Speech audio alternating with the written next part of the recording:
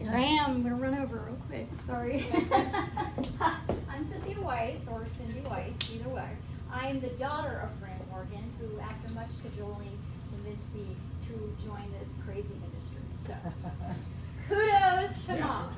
And she's also our tech expert, and we'll let you know that. So we always look to Cindy to guide us in all of that. I hope you all have a folder in front of you. If you don't, let us know. We'll get one to you. Do you need one? No. Okay, if you can share them, we have extras. We're certainly happy to give everybody one. And I hope that everybody got a ticket, because we're gonna have a drawing at the end. So if you didn't get a ticket, raise your hand. We'll get one to you for that as well. Okay, well, let's get started. We have several presenters this morning, and first up is Attorney Tim Aiken, who is with Nuttall and Carroll. It's Nuttall and Carroll in Fairfax City. He's a partner with that firm, and he has been, I guess, primarily working with Wills, Trust, and Estate. So we'll let Tim start us off. Perfect. All right. Well, good morning. As she said, my name is Tim Aiken. I am an attorney. Don't hold that against me.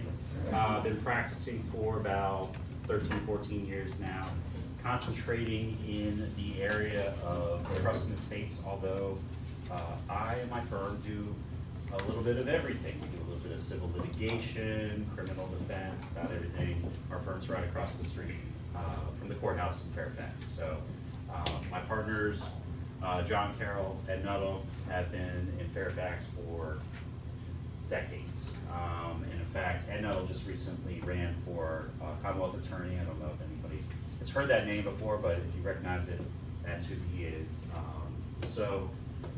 Without further ado, I'm going to talk today about wills, trusts, and estates, since that tends to be my main focus in my practice. As a bit of a background, I used to do trust and estates in Washington, D.C. for international couples, which had a lot of interesting issues come up, especially with non-citizen spouses and that sort of thing. I went from that to a firm in Prince William County, worked there for about a decade, went down to Virginia Beach and worked down there for about 3 years under, I'd say, one of the best trust and estates attorneys in the state, and then came back up here to really kind of do it on my own. So here I am. I'm in Fairfax, graduated from Chantilly High School in 2000, so a local boy, and I'm here really to talk about, just generally speaking, what I do, what I can help with, and kind of the issues you may be thinking about as far as this next chapter in life. I have to ask, how many of you have wills or trusts right now? Good, very good. So, yeah, I'm preaching to the choir. You know, you probably already have heard from an attorney, or at least from professionals in the industry, how important it is to have your wishes and desires written down in documents that can be presented to a court, a bank, an institution, whatever the case may be. So part of estate planning is not just about what happens at your passing, although a lot of people, that's the first thing they think about, right? Wills. Where does my stuff go when I pass away? Part of the estate planning is, a major component, is what happens if I'm incapacitated? What happens if I start getting confused and I can't manage the things I managed 5, 10, 15, 20 years ago? How do I get the help I need? How do I get the support I need? And that's where estate planning comes in as well. We do, big part of what I do, and really the flat fee plans that I create for people always have power of attorneys and advanced medical directives. And that's important because those documents are in place during lifetime, and during lifetime only. So they stop. Your agent under a power of attorney advanced medical directive, they no longer have powers once you pass away, but they do during that period of time when a lot of us need help, especially with people living longer these days.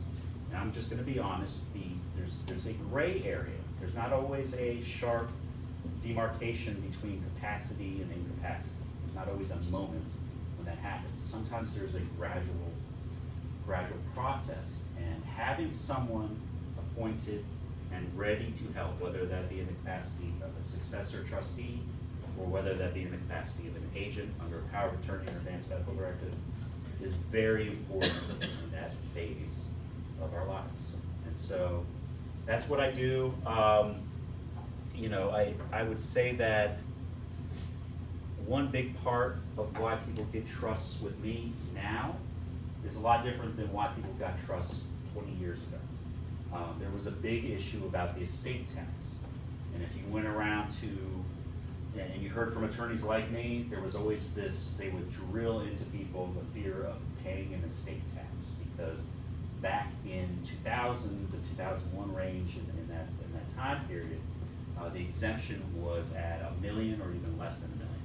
And when you're talking about a couple's combined assets, a lot of people were over that amount, so they were concerned about paying estate taxes on whatever amount is in excess of that. Today, the estate tax exemption is well over $10 million.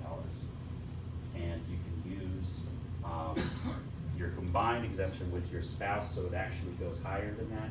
So estate taxes aren't typically the biggest worry I deal with. I have some clients that do worry about that, and trust me, I'd love to have that worry. I don't have that worry. But if you are below that threshold and significantly below that threshold, now it's subject to Congress, of course, but the idea is that that's typically not the main reason why people get trusts nowadays. And so I'm not in a position where I'm usually trying to sell that aspect. The main reason why I tell people to get trusts nowadays is for ease of administration and avoiding probate. Probate is a process of submitting a will to a court, getting confirmed and appointed as a representative, called an executor, and then submitting inventories and accountings to the Commissioner of Accounts in the county in which you're domiciled, in which you live. If you can avoid that process, there's lots of ways and strategies to avoid that process. I do recommend it in most circumstances. And we're talking simple trusts. We're not talking about excessive tax planning, or even AB trusts a lot of times, or even trying to create irrevocable trusts to qualify for Medicaid. That's a different thing all entirely. We're talking about simple trusts for really the main purpose of ease of administration and avoiding probate. Should we be setting up irrevocable or revocable trusts? Great question. So part of elder law is this whole idea about Medicaid. Okay, qualification for Medicaid it's statutory, comes down to basically where the person doesn't have any assets in their name. Very de minimis amount of assets, in other words. To get there would require a lot of planning if you want to preserve those assets for the next generation. Okay, that's the elder law Medicaid plan aspect. Recent laws and recent changes in the laws have made that even harder. There's longer look-back periods now. If you are trying to accomplish that goal, which is basically taking your assets, losing control of them, putting them in a separate trust, called an irrevocable trust, and now they're no longer mine. Now they belong to this irrevocable trust that's managed by another trustee and has a different tax ID number. Now I've got to wait. I got to sit and wait for several years. It's now, I believe, 5 years. So I have to wait, and then at that point, then I qualify because I have no assets to my name, or I'm below the threshold that qualifies for Medicaid. Because otherwise, those assets would be counted when they're determining my eligibility. Okay? So if that is your plan, that is a different type of plan than the one I just talked about, which is really about avoiding probate and the ease of administration. With revocable trusts, you're really keeping the same tax ID number. So for purposes of taxes and everything else, it would be the same process that you're going through now. All you're doing is really putting it in a different vessel under your tax ID number, so it's still your assets. You're still in control of your assets, and they would still be counted as your assets, but you're doing it for other purposes, not to qualify for Medicaid, but for ease of administration and avoiding probate. So those are two different paths. And Some people are looking for this path, and some people are looking for that path. So that's when talking to an attorney and an elder law attorney is very helpful in making that determination. Yes? Can you talk about the importance of or the difference between having a will, say, online versus sitting down with someone and actually Sure. carrying out a trust? I would say 30 to 35% of my litigation experience comes from badly drawn trusts or wills. So, ironically, and I don't want to put them down, I don't know if anybody works for LegalZoom or other places like that. If you have a very, very, very, I'm going to say, I use 3 varies there, very simple situation, honestly, a LegalZoom will probably work. Okay, there's just some basic things that need to be in a will for it to qualify as a will in Virginia. Okay, but to be quite honest with you, writing it down on a sheet of paper would probably also work. Those very, very simple situations. What I find is that I meet with a lot of clients who don't realize they have a little bit more complex situations than they think. They say, well, I'm married, I've got kids, you know, I want it to go spousally and not them to my kids in equal shares. It's pretty easy. I could just do this online. But we start talking about contingencies, start talking about, well, what happens if this child sadly passes, predeceases you? Well, what do you think about the husband or wife? Are they, you know, do you want certain things to go there? Well, no, I don't. I would want it to go here. We start talking it out a little bit, and then they realize, well, maybe I do want to put some additional things in my will, or I want to create a trust and put this amount of money here so I know that it's protected from potential creditors and everything else. So I've had a lot of those discussions. That's really what I can tell you. What you'll get online is you don't get a guarantee. And as an attorney, I know, and it's my job to keep up with the laws and keep up with what is required as far as a executed will, and make sure that it is acceptable for probate. And so that's really the main difference.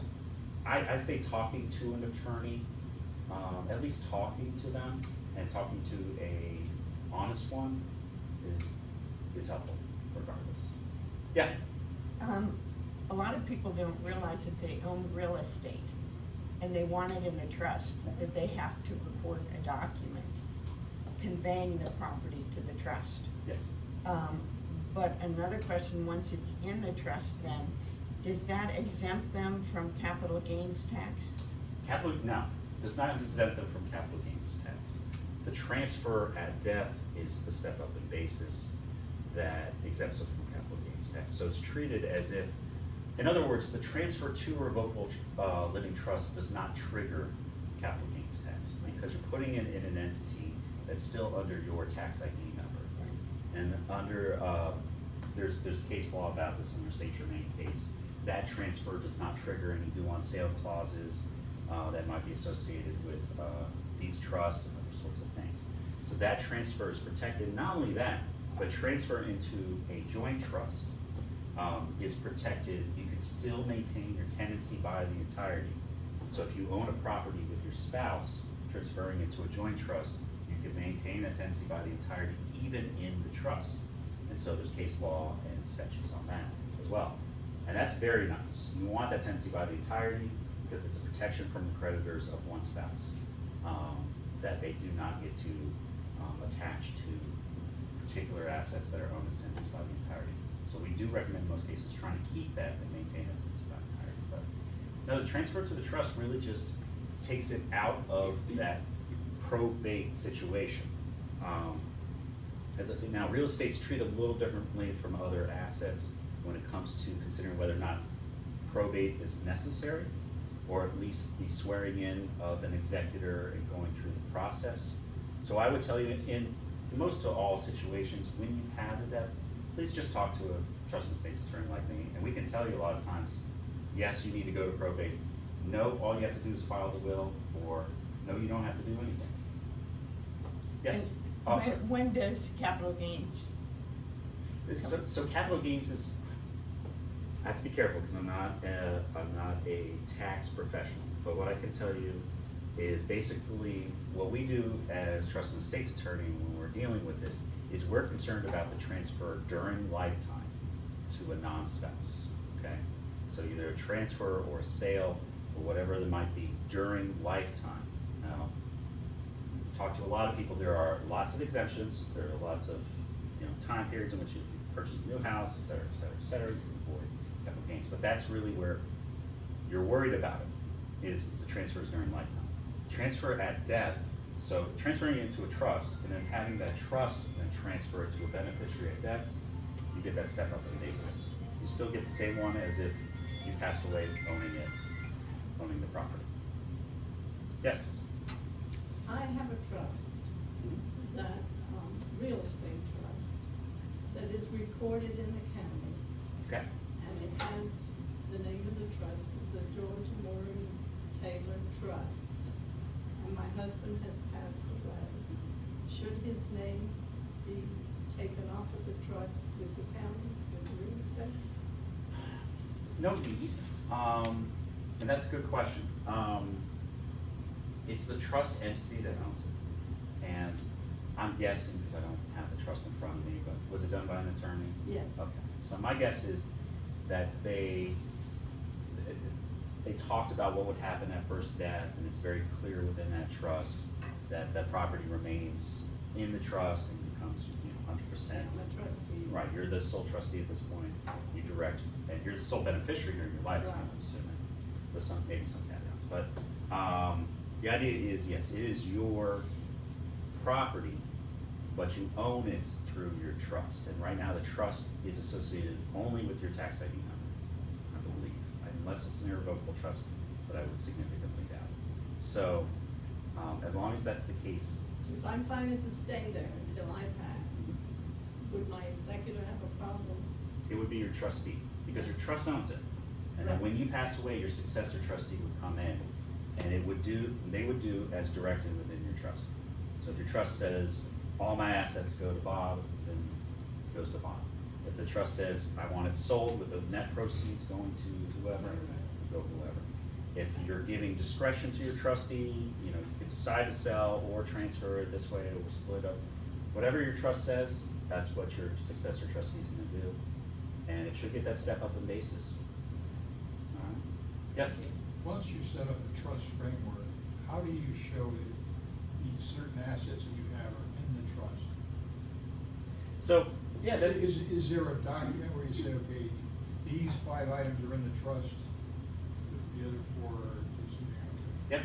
yep, and that's a very important part, funding the trust, not just getting the trust, but funding the That's trust. right. That's a process, and there are different processes with different entities and different types of property. As what was just discussed, transferring real estate requires a deed, and it has to be filed. So land records, so that a title search will bring up, oh, okay, we see it's transferred into the trust on this date, okay? So you need a deed. You can't just write down on a sheet of paper, my property goes into the trust. With banks and other institutions, a lot of times they require documents where you are retitling it in the name of the trust. So instead of you get statements from your bank every month. And when you see your accounts, they'll have your name on top and then your address.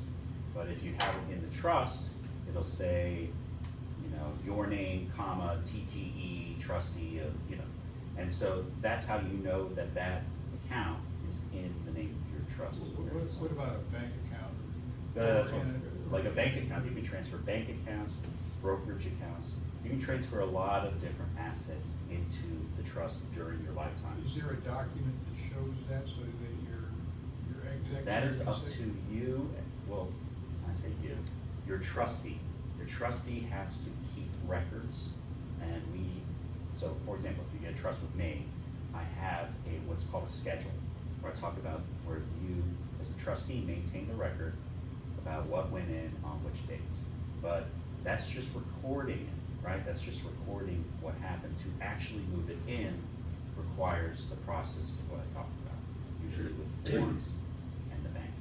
It's pretty easy. They do it all the time. They have the forms ready, and it's usually just about providing them a copy of the trust, or what's called the certification of trust. So they have it recorded and they know who's authorized to act on behalf of the trust and therefore on behalf of the account.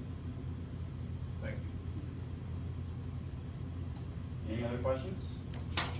Yes? I've had this recently with my father-in-law, but I've heard about the generation skipping tax and how, what effect is that? Because I'm hearing a lot about putting everything in the name of the grandkids, and what does that mean? Especially step up cost basis too. Well, again, you have an exemption with the generation skipping tax. Okay. If you were to have living descendants, the whole idea behind it is if you have living descendants like your children, but you end up skipping that generation and giving it to grandchildren, there's a certain amount in which you're exempt to do that with. But if you go over that exemption amount, then you have to start paying taxes. But because it is a combined exemption, and again, it's well over $10 million, it doesn't apply to most of my clients.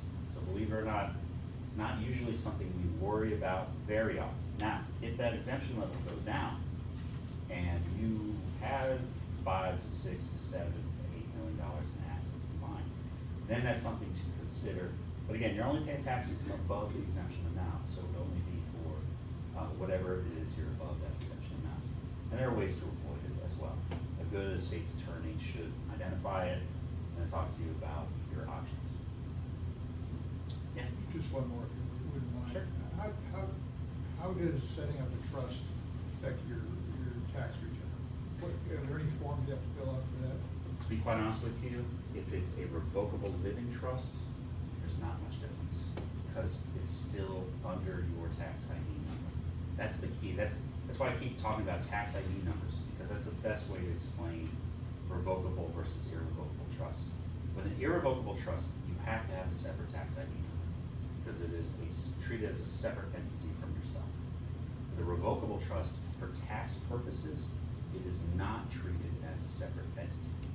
So if you own the bank account in your personal name, or if you own the bank account as trustee of your trust, it is still considered part of your tax ID number. So it's still considered your assets for purposes of taxes.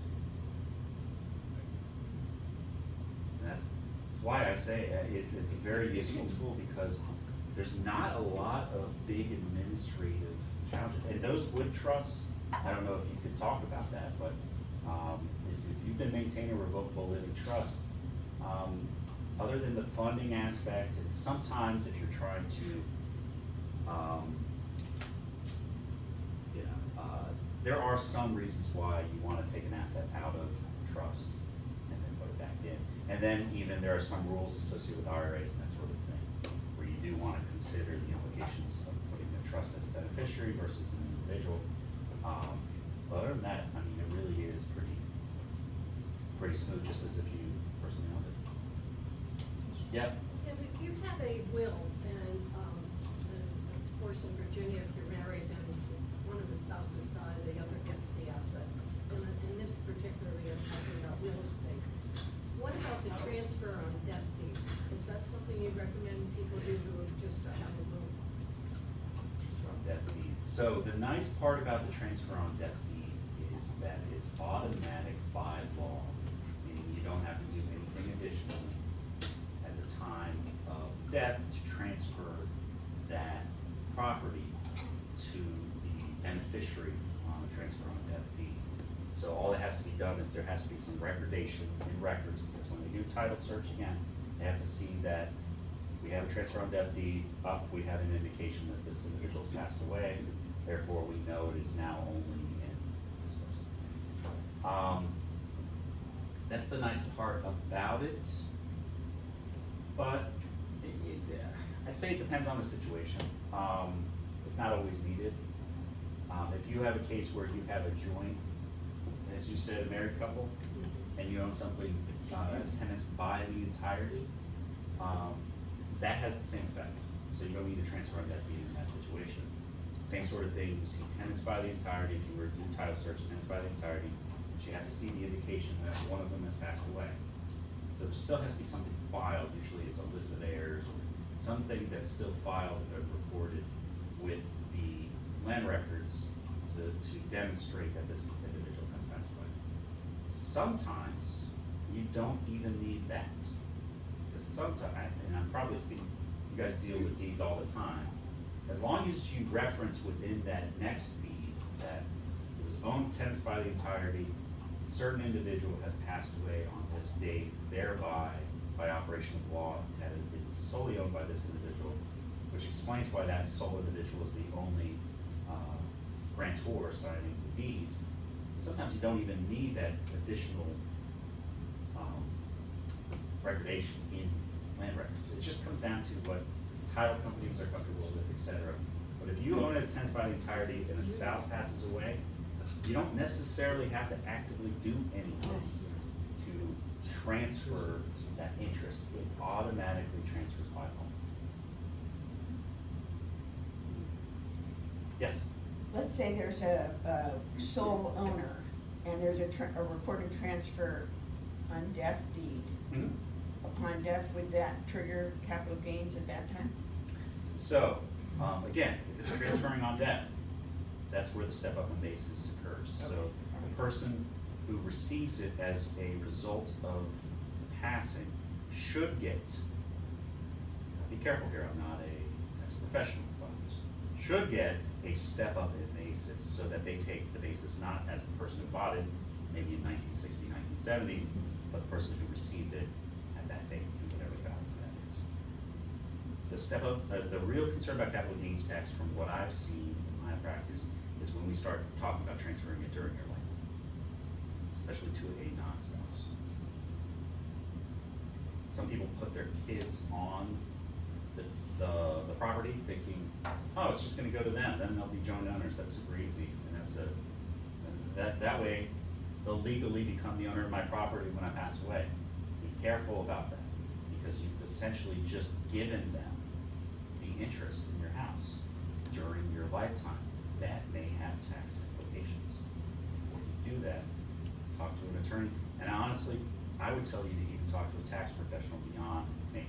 I would say, if you won't, before you make that decision to just add your child or children to an asset, major asset, talk to an attorney, talk to an accountant. Great. Any other questions? Tim, thank you very much. Of course, thank you.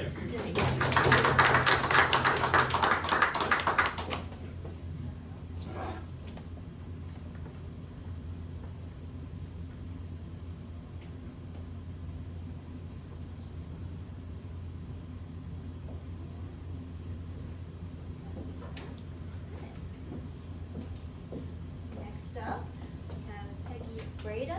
Okay. She's the owner and president of a family tie whose mission is to assist seniors and their loved ones in making more informed decisions when choosing senior living options. She has held leadership positions in the senior living industry for more than 25 years, and during this time, she learned that families and residents have a diverse variety of needs and expectations. We are pleased to have her join us this morning as a senior living consultant. So please join me in welcoming. Well, all right, I'm gonna hang on to this chair, forgive me, because I am recovering from a surgery, so standing is hard for me sometimes. But, so good morning, everybody. Thanks for being here today. As Cindy said, I have worked in senior living since I was 23. So I was, well, I should say 14, but really it was since I was 23. So it's been a very long time. And I've seen senior living change over that time. So when I started many years ago, assisted living was like a brand new concept. Like people weren't going to assisted living, or they were just starting to go to assisted living. So it has morphed into something so different today than it was all those years ago, over 30 years ago. Can just a couple slides actually. So that's me. But you know, long-term care, when you hear the term long-term care, what do you guys think of when you hear long-term care? I'm just curious. When someone says long-term care. Insurance. Sorry? Insurance. Insurance, okay. There is long-term care insurance. Yep, which is important to have if you don't have. Nursing home. Nursing home, okay. So long-term care, the term long-term care has really, again, changed. When I started, when you said long-term care, you thought of nursing home, skilled care, that traditional nursing home setting that maybe your parents went to. But today, long-term care encompasses a lot more than just skilled care, which is what we call it today in our industry. It also means home care. It also means companion care. It also means assisted living, memory care. There's just a wide, any type of medical or personal supportive care is now considered, what we're considering long-term care. So, back one, go back one more. Okay, so it's very different. So the thing, someone the age 65 today has a 70% chance of needing some type of long-term care in their lifetime.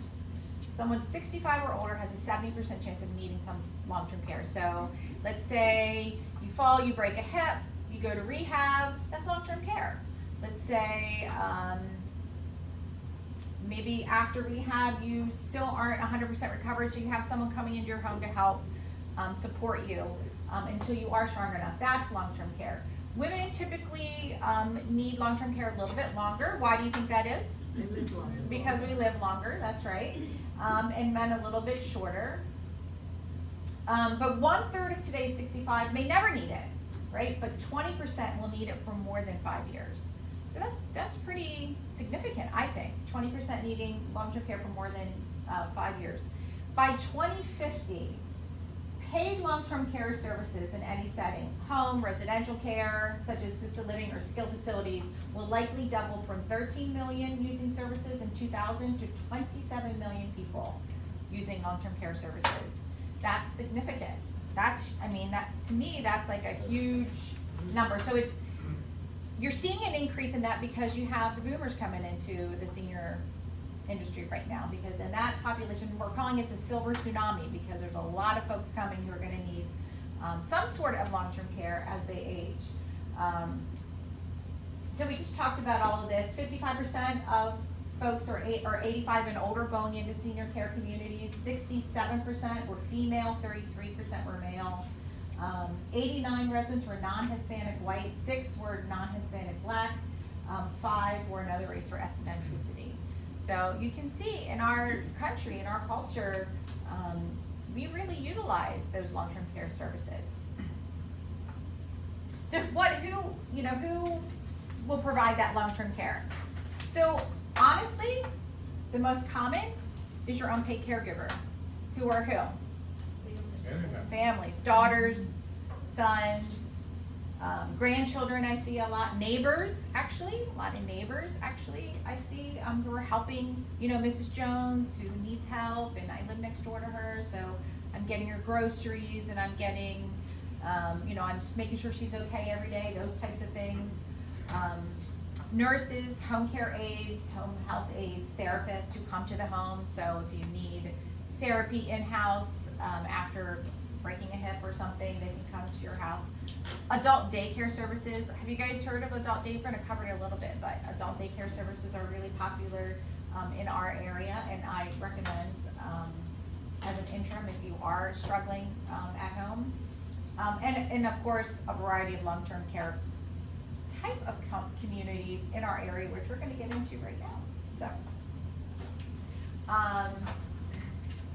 So what's right for you? How do you know? Like, I get calls. So what I do, and Cindy explained it a little bit, but what I do is I really, I call myself a consultant because I worked in senior living for 26 years of managing communities, and I think Tim said it kind of really interesting. He goes, the reason you call an attorney is because this is all I do, and why LegalZoom may not be your best bet because it's just a template, right? And so a lot of people will say, oh, I can find long-term care. They're all over the place. I can go. There's one right by my house, and that's where I want my mom to go, or my spouse to go, or whatever. But you don't know anything about that community. It's pretty. It's really pretty, right? It's in my price range, but that doesn't mean it's the right one for you. So There's so many, especially in our area. We're very lucky because we do have so many options, but one size does not fit all, and there's a variety to choose from, and they're all very different. All right, so adult day centers. So what adult day centers are, so they're we also have really great, we're going to soon go through them, actually that's a good idea. So adult day centers, home care support, which is folks who come into your home, independent living communities and continuing care communities, there's a difference between those, assisted living, dementia care communities, long-term care or skilled or traditional nursing home, palliative and hospice care.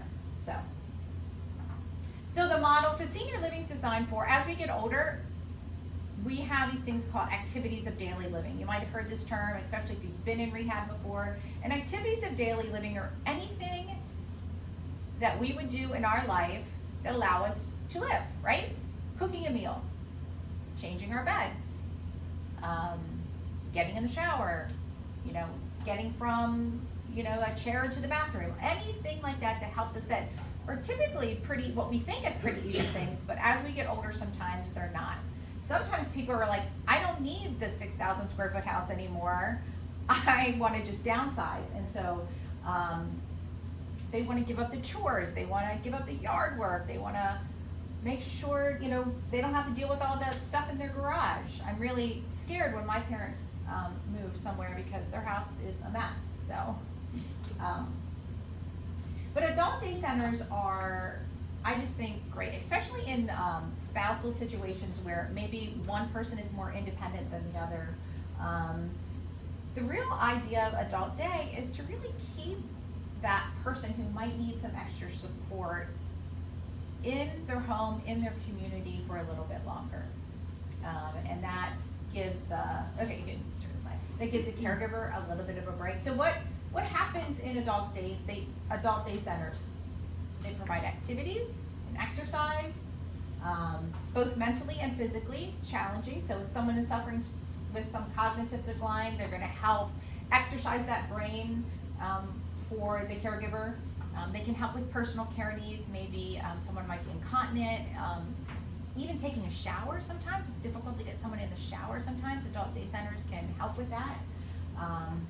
Medication administration, so while they're there, they can make sure your loved one gets the medication that they need. They can monitor their health, blood pressures, diabetes control, those types of things. They provide food, hot meals as well as snacks. Transportation, so a caveat, so a lot of adult day centers will come to your home, pick up your person, just like the school bus did when your kids were little, and to take them to the center.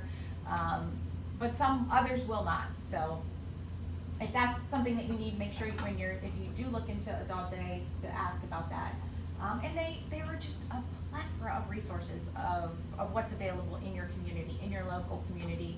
And mostly those resources are vetted because they've used them, they know that they're good. So they're just a great resource for you if you're using it.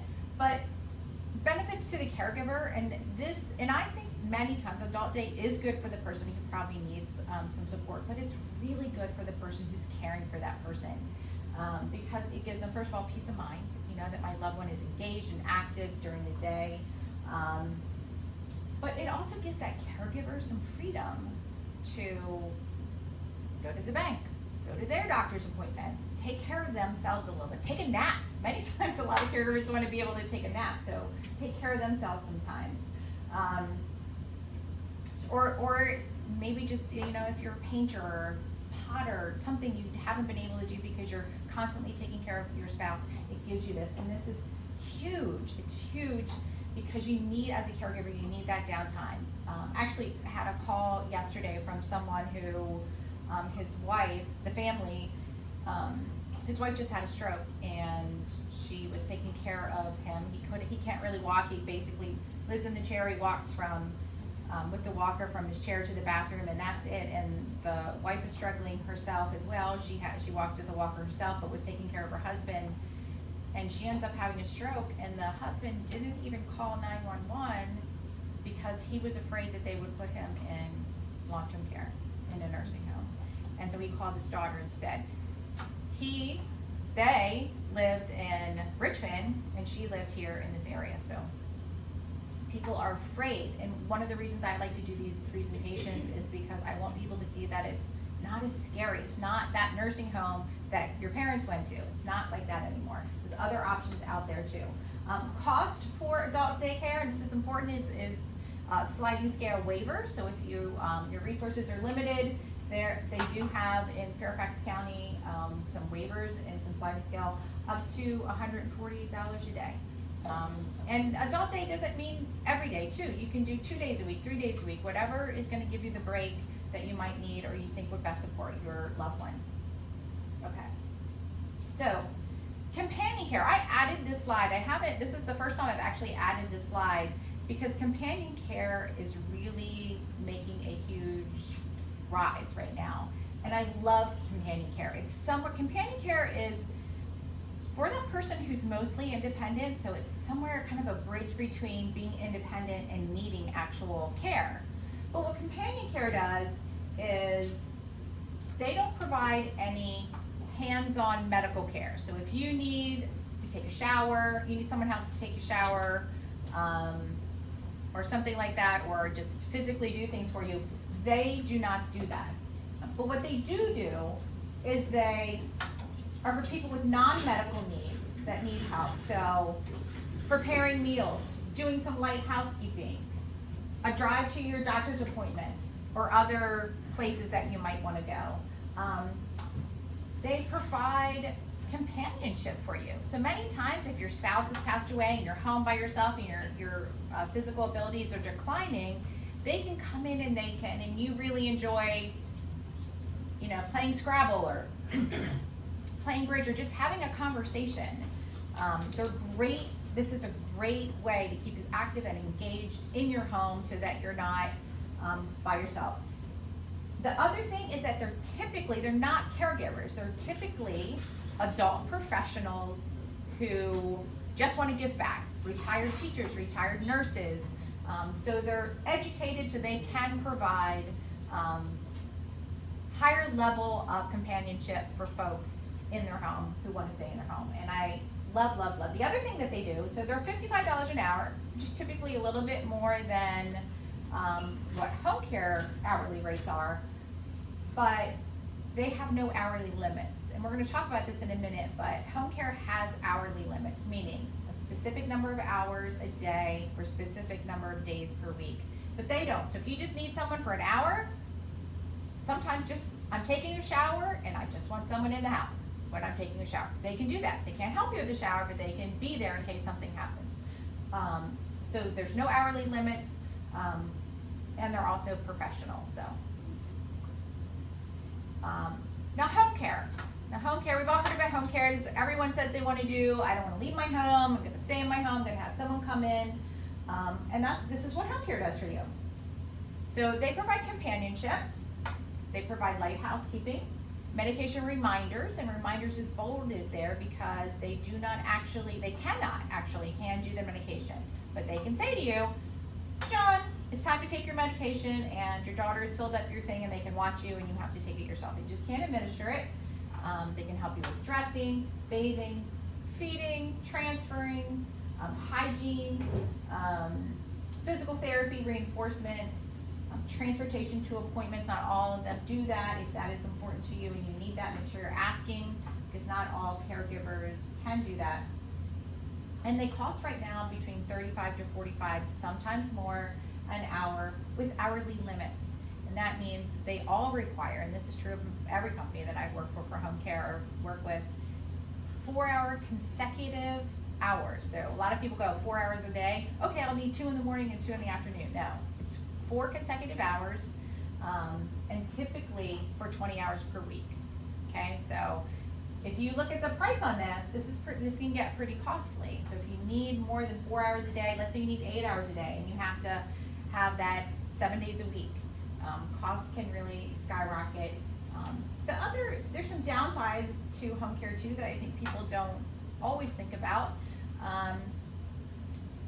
What happens if your caregiver gets sick? What happens if your caregiver's kids get sick? What happens, so a home care company will say, oh yeah, we'll try to find your replacement, but now you have someone who doesn't really know you, doesn't really know what your care needs are, but there's no guarantee. There's no guarantee that they will find you that replacement, because especially since COVID, staffing is very limited these days. It's a hard job. A lot of people don't want to do it anymore because I think COVID scared us all. So it's something to think about, you know, and if you need it for just a little bit, it's great. Long-term might be a little bit more challenging. Okay. All right, so retirement communities, like independent living. This is not places like Ashby Ponds or Green Springs or anything like that. These are independent senior living communities. So these are for folks who are saying, you know what, I'm just tired. I'm tired of being in my house. I'm all by myself. I want some companionship. I want something to do during the day. I really, you know, I don't really have any real care needs, but it'd be great to have a meal. It'd be great to eat a meal with someone. It'd be great to have someone make my bed, because they do light housekeeping for you as well. So they'll come in and they make your bed, they pull your sheets and they do your laundry, or your linen laundry typically, but not your personal laundry. Or just someone near, just in case, you know? So you're physically well, maybe you're walking with a walker, you have a little balance problem or something, and you just want someone there in case you fall, someone who can help you. That's what these guys do. But otherwise, you're totally independent. You do your own thing. Many people still work when they're in retirement communities if they're still working. So, and the cost in our area is anywhere between $4,000 and $6,000 a month. They usually do have a small, what they call a community fee, which is typically about the price of 1 month's rent. So that community fee, that entrance fee, or I don't even call it an entrance fee, it's just a community fee that they use to help maintain their community so that it still looks pretty, and all the, you know, nicks on the wall and things like that get done on a regular basis, and to turn over your apartment once you move out. Okay. So continuing care retirement communities, these are the Green Springs, the new place in Fairfax, which I'm blanking on the name right now, which is also part of the Erickson group. Woodley Chase. Woodley Chase, thank you. I knew you guys would know. So these are communities that have that continuum. You know, they have, typically you move in when you're independent. Again, probably for the same reasons that you're moving out of your big home. You don't want to have all that responsibility. You don't need that space anymore. So you move into a continuing care retirement community where they have mostly, the majority of the community is independent, but they have assisted living and skilled or that long-term nursing care should you ever need it. There is an entrance fee here. It's typically 6 figures, so it just depends on what size apartment that you're looking at, but it is 6 figures. And then you have monthly service fee in addition to that big entrance fee. You do not own this property, even though they call that 6-figure a buy-in. You do not own it. They take your money, and when you move out or you pass on, you don't get it all back. So you get, used to be 90%, now I heard that it's 80%. You get 80% of that back when they resell your apartment. So it's not even at your death. So it's not even once that, so it's when they resell that apartment or that services. The other negative, I think, to communities like this is that they don't always have assisted living or skilled available when you need it. They say, they tell you that they don't guarantee it. I work with a lot of people who are independent in need of assisted living, and I have to find them assisted living outside of their community because they don't have it. And then they're still responsible for their monthly fee because you're locked into that agreement. Yes, sir? I'm sorry to interrupt, but I just want to say about that payment back, be careful because that could trigger probate. Again, this is monies that you're not thinking about sometimes about coming back into your state. It's back into your state beneficiary designation, then it's going to trigger probate process. Yes. Just heads up. That's a good, I didn't even know that, so thank you for that. So so these, I think a lot of people like this because they don't want it to be a burden to their kids and all that kind of stuff.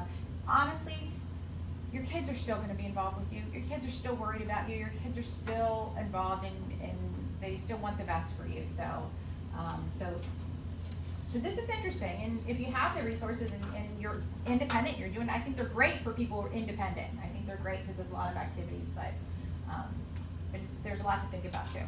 Just a quick one. What are your thoughts on the monthly service and amenities fee? Mhm. That looks high, and they could raise it anytime they Yes, want. they can, yeah. How do people feel about that? I mean, I would think they wouldn't like it.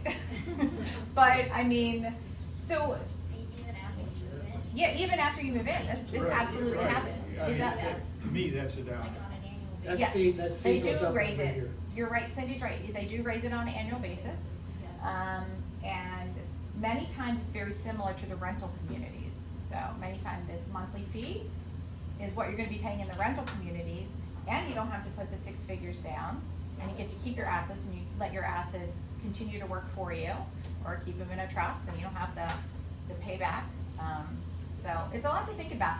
But if you want the big environment, if you want the, you know, the pools and all the different places to go and all the different restaurants, and these are great communities for that. But if you really, if that's not important to you, then it may not, there's things to talk about, I guess, or something to reconsider, so. Any questions on CCRCs? Because they are kind of confusing sometimes, and before I move on to assisted living. Okay. I have one question, I Sure. don't know if it just applies to that, but are you hearing or seeing, at least in our area, the lack of ability of staff to support some of these communities? Yes. I mean, because ever since COVID, I mean, the pool of caregivers has really diminished. It really has. You know, that job, I honestly thank my lucky stars that I wasn't managing a community when COVID hit, because I heard from, you know, administrators that I know, you know, how they were begging staff not to walk out. They were begging them, like, please, whatever we can do, you know, they were giving them bonuses and buying them meals and whatever, because, yeah, I mean, people were scared.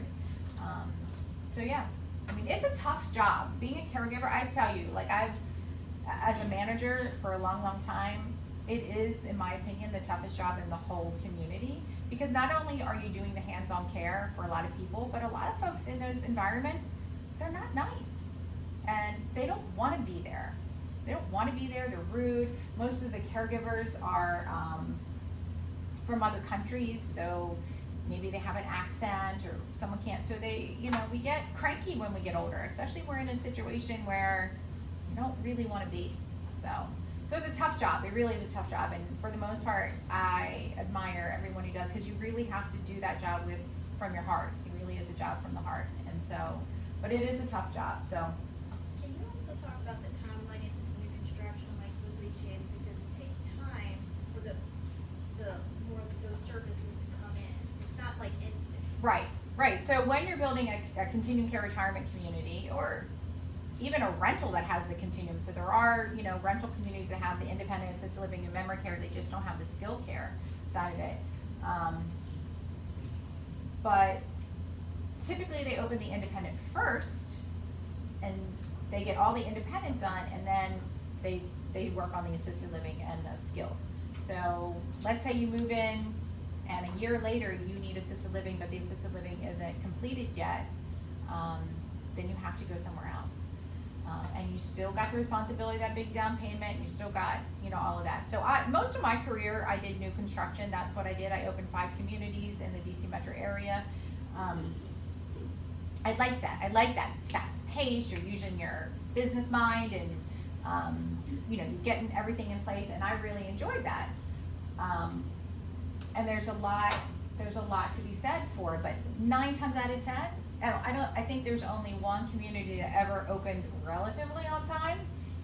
So nothing opened, like when we said, okay, we're opening March 10th, it was usually, you know, 5 months later typically, or more sometimes, more. So I was actually hired for, my last job, I was actually hired to open a new community in Fairfax County, and I got hired, and then they pushed the whole project back a year. So I ended up being a floating executive director, because they didn't even start construction. They weren't even starting construction for a year, so.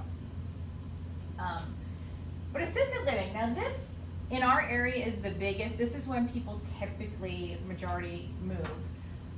But it's majority when, a lot of times when something's happened, you know, I can't care for my spouse anymore, or, you know, my mom, she can't be by herself anymore. And I wanna clarify, because I think people are afraid of this, and they shouldn't be, because you are still independent. Assisted living is a misnomer in that you no longer are independent. You still are independent, but what assisted living is they're helping you with those things to help maintain your independence. So they're helping you take a shower if it's not safe for you to, or maybe you can't anymore. They're helping you get dressed. They're helping you with your toileting needs. All of your meals are included here.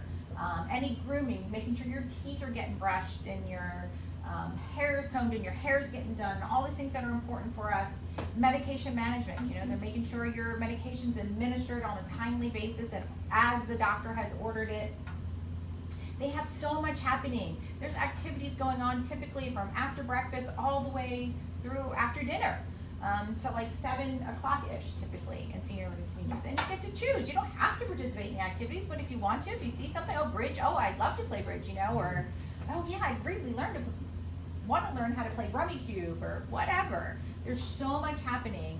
And if you have an activity that you really enjoy and they don't offer it in that community, tell the programming director. Like, they want you to say, yeah, I really want to add this because it helps them with their calendar and they want people to be participating in what's happening in their community.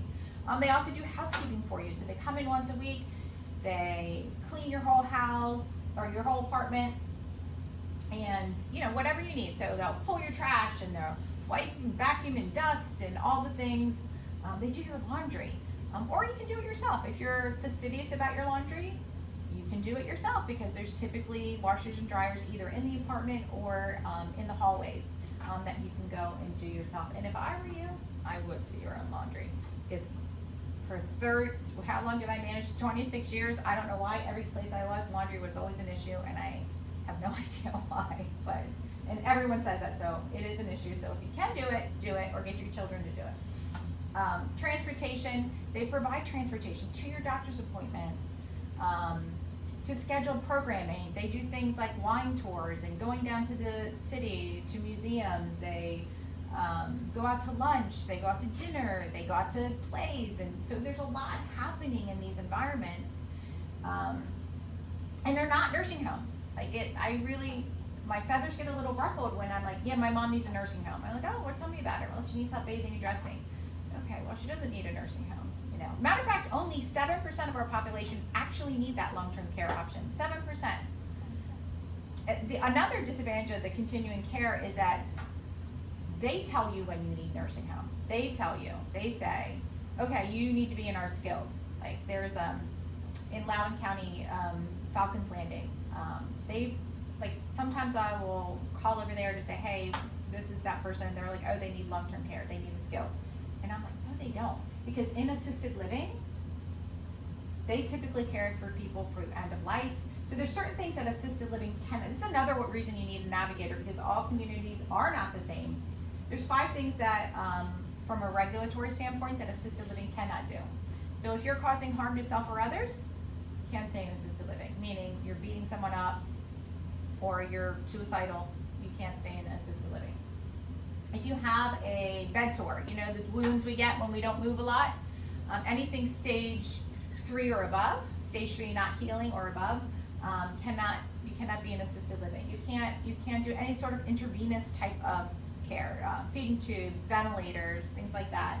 And vents are one of the other ones. But outside of that, legally, they can do that in assisted living. So you could be non-ambulatory, in bed, all day long.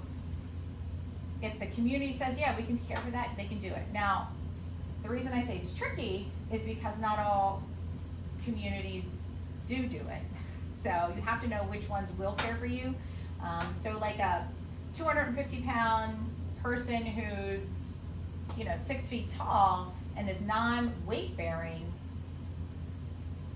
that could be a problem for a lot of assisted living. So you just gotta know the lingo, which is why I do what I do, because as far as I know, everyone in this area who does what I do no one's worked in assisted living, they don't understand it, they don't understand how it actually works. So I really just started because I wanted people to have the knowledge and make a good choice.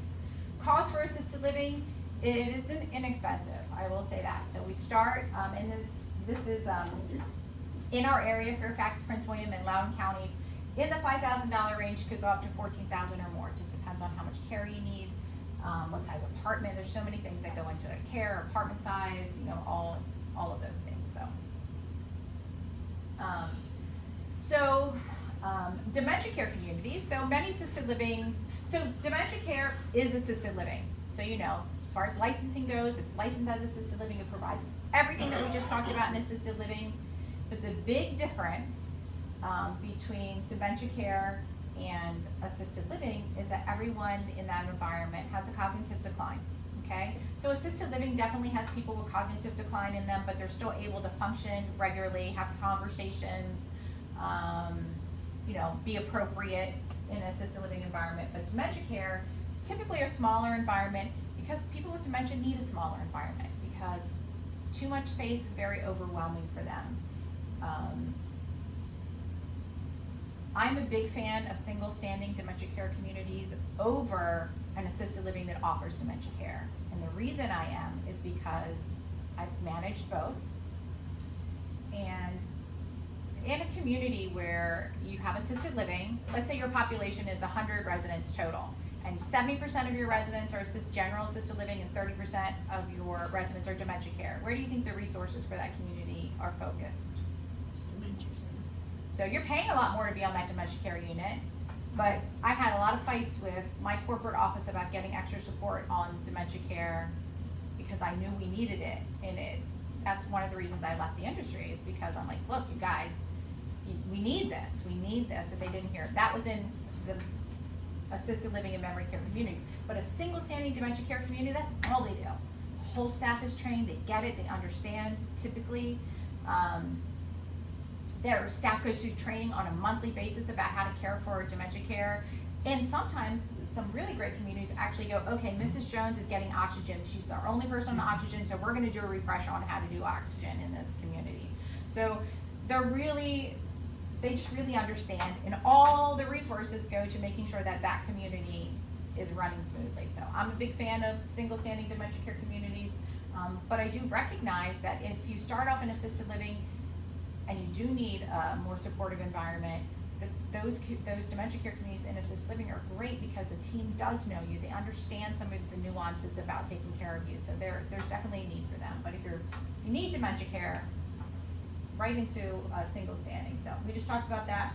Cost for single standing dementia care communities are between $8,000 and $14,000, maybe more, just depends. In assisted living, there's a lot of different types too. So there's the big communities, but there's also residential assisted livings where they're a home that have no more than 8 people. There's that care for all sorts and pretty much through end of life as well. And there's some homes that do specifically dementia care. So there's a lot of options. There's so many options that people don't even recognize or know about. Peggy, can you explain your last bullet? Medicaid is not available in Virginia. Sure. So thank you for pointing it out, because I did want to mention it because we talked about that and your assets. So Medicaid for assisted living, for the care of assisted living, is not available in the state of Virginia, the Commonwealth of Virginia, okay? So if you need Medicaid, then the only option you have in the Commonwealth is long-term care, skilled nursing, so a traditional nursing home. There are things called Medicare waivers in Fairfax County. They're really, really hard to get. So your income limit, I believe the last time I checked, had to be $1,400 a month or less. Any new community being built in Fairfax has to reserve 10% of their community for Medicaid waivers. But I'll give you an example. The last community I opened, we had to do that. We reserved 10% of our community for Medicare waivers, and we held those. You can hold them for 3 years without filling them. And the reason we hold them, or this is what I was told to do, the reason they were held is so the folks who were living in our community who are paying full price and run out of money, we want to be able to offer them an option.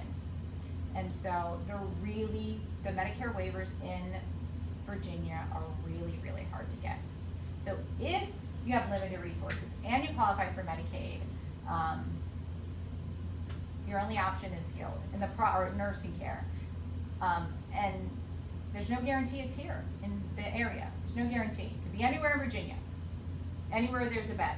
So you can say, hey, I'd really like to be here, but if they don't have a bed, you're not going to get it. So that's some of the challenges that folks don't always share about Medicaid.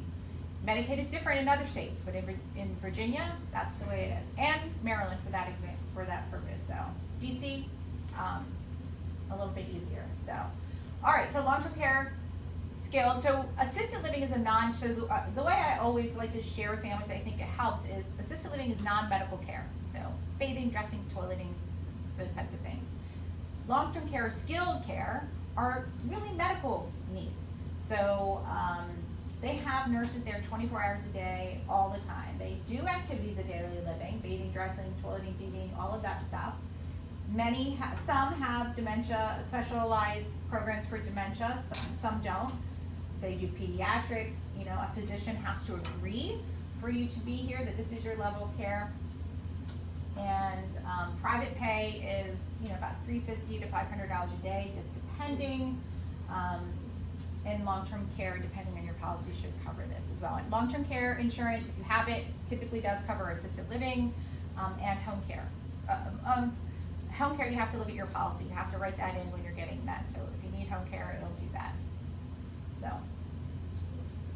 So palliative care. Do we all know what palliative care is? Palliative and hospice care. Have you guys heard of this? All right. So palliative care, and there is a difference. So palliative care is, it kind of comes under the hospice. A lot of the people who do hospice, many of them also do palliative care, but it is not hospice. It is really for people who are having pain symptoms, or so it's a pain management program for people with serious progressive illnesses. So you're not hospice appropriate, but you're really in a lot of pain. Regardless if it's life limiting, your disease is life limiting, but that's what palliative care is. And they come in and they help you, mitigate your pain the best that they can. But you do not have to be a hospice. But you do have to have a serious illness, but it doesn't have to be life limiting. So I just want to make that distinction. Hospice, on the other hand, is care for individuals at any age who are facing a life-limiting illness. Okay. Now I want to also mention. Can you go one slide? I just can't remember if it's on this next slide. I want to. Okay. Hospice is not it's not a place necessarily. It's a service. So hospice companies, wherever you call home, your house, an assisted living, a nursing home, under a bridge, wherever, hospice will go to you. And that is wonderful that they do that. You do have to have a terminally ill, you do have to be terminally ill, you have to have an illness that's life limiting. And typically a physician has to say, yes, 6 months or less is, your lifespan is a guess. But it's a guess. So that doesn't mean you go on hospice and you're going to die in 6 months. It means that at 6 months they have to reevaluate you. Like, is this person's illness still 6 months or less? To many people, I've had people graduate from hospice, no longer need it. I've had people who have been on hospice for years because every time they get reevaluated, that's what their life expectancy is. And a lot of times people choose to stop treating an illness, a serious illness, and if you do choose to stop treating a serious illness, and even though you're kind of doing okay, you're still doing well, I get on hospice. Hospice doesn't mean you're dying tomorrow. Hospice means that you're saying, you know what, I'm no longer treating my life-threatening illness, and that's what it means. The benefit of getting on hospice sooner rather than later, first of all, it's paid by your Medicare, okay, so it's paid for, and you get services, you get people coming in, you get nurses looking at you, you get doctors looking at you all the time, you get there's a lot of services. So hospice, I think, scares a lot of people when someone says, okay, we got hospice. But it's not necessarily you're dying tomorrow. It's not because someone's saying, okay, you know, everyone come and say goodbye to dad. It's really just that you're kind of saying, okay, we're not going to do any life extending procedures anymore. We're going to let nature take its course. So that's really important. So that's it. Anybody have any questions or? Did I see that under palliative care, Medicare pays that? Yeah, Medicare would pay that too. Yeah. So if a doctor says you need it, it will be covered by Medicare. Yeah. And hospice is covered by Medicare. I think I said that, but it is 100% covered by Medicare, or if you have a secondary insurance or another insurance, if you don't have Medicare, it will be covered. Anything else? Any questions? Do you have the card? I do. Yes. I do. Yes, sir. Did you say long-term care insurance does or does not cover home care? It depends on your policy. So you have to read your policy. So when you're getting long-term care insurance, you can say, I want it for home care as well as assisted living and nursing care. Or sometimes people choose not to use the home care option and just depends. But typically, most people do. Because it'd be wise to do that. Also with long-term care insurance, just so you know, there's always a elimination period, so you usually have to pay anywhere between 30 to 90 days privately before it kicks in. So if you are thinking of going in, this is always my recommendation, if you're thinking of going into like an assisted living or something, and maybe you're doing some home care at home and your policy does cover home care, start the policy, because that time at home will be that elimination period. So typically a little bit cheaper than having to pay, 60 days, 90 days of assisted living. How do we know if we have enough long-term insurance? Well, in our area, I would say your average length of stay here is anywhere from 3 to 4 years. In an assisted living, once you make a move, once the policy goes into place. So I would look at, I'd say the average cost of care in this area for someone who has some physical care needs, even cognitive, I'd say between $7,000 or $8,000 a month is a good guesstimate. It just depends on, now if you like the finer things of life, up that a little bit, because the prettier the community, the more expensive it typically is, so. You're welcome. Well, thank you, Peggy. You're welcome. It was very informative.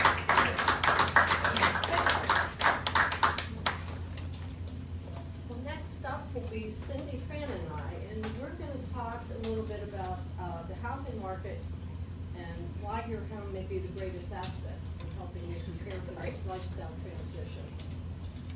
So, why do you need a realtor? I mean, you may ask yourself that question. If you own property and you're going to move into any of those circumstances that Peggy has explained to us, or maybe you're just going to stay at home and age in place, or maybe you're going to move closer to your children, or closer to your grandchildren, or closer to family members who can help you with as you make a transition. So really the importance might be, where does the money come from? So you'll start to be thinking about, how am I going to finance these changes? How am I going to make these lifestyle changes? Because as you pointed out, some of them are not very inexpensive. And your home may be the cash cow that can help you when that time comes. So we're going to talk a little bit about the current housing market conditions. We're going to talk a little bit about the improvements that can be made to your home to help you get the best return on investment for your house. And maybe there are improvements to your home you shouldn't be making at this time, if that's what you're planning to do, is to sell your property. Maybe you're going to rent. Maybe you'll take the option of renting somewhere for a while, or possibly you might be looking at turning things over through your trust or your will to your children, and maybe you're going to do something in that regard. But all of it takes time to think about it, and more importantly, to plan for it. And that's why our experience, both Fran, Cindy, and I have run into this with our multiple clients, both family, friends, neighbors, other clients that we have dealt with. The key thing is planning and doing it sooner than later. I know it's hard to do. I've done it. I personally had to downsize my entire family home in Pennsylvania. And it was a very hard task to do it. A lot of memories there, a lot of possessions there, which is why it's all good, and EZDownsizing is here with us today, because there are decisions that you have to make, because even if you're gonna move into one of these living situations that Peggy has described for us, you're gonna need that type of help. And we realize that it takes a village at this time, and we think that most of our presenters today are part of those helpful villagers who came to inform you about this next move in their life. So with that, I'm gonna turn it over to Cindy, who's gonna talk to us about the current housing market, what you need to think about with your home and improvement. Hello. So I'm going to talk about a couple of things here: assessment, current housing, just what's happening in the market right now. Anybody want to say? So just some, I'm all about visuals. So here's the big thing for me: Fannie Mae rate projections for the end of this year are looking good. Because right now, this is the rate as quoted earlier this week. I have that as 226.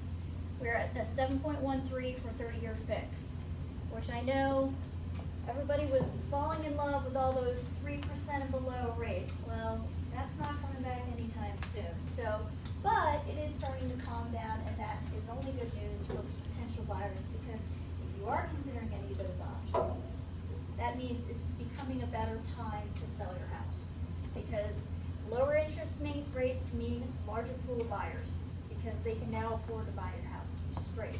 On top of the fact that you can see from the chart here, we're dealing with a major housing shortage. These are the number of homes per year, and you can see 2023, and look at the gap here.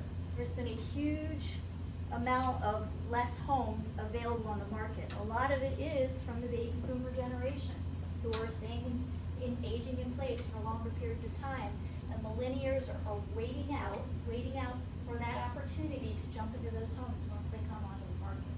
We're already seeing a very robust spring market coming along.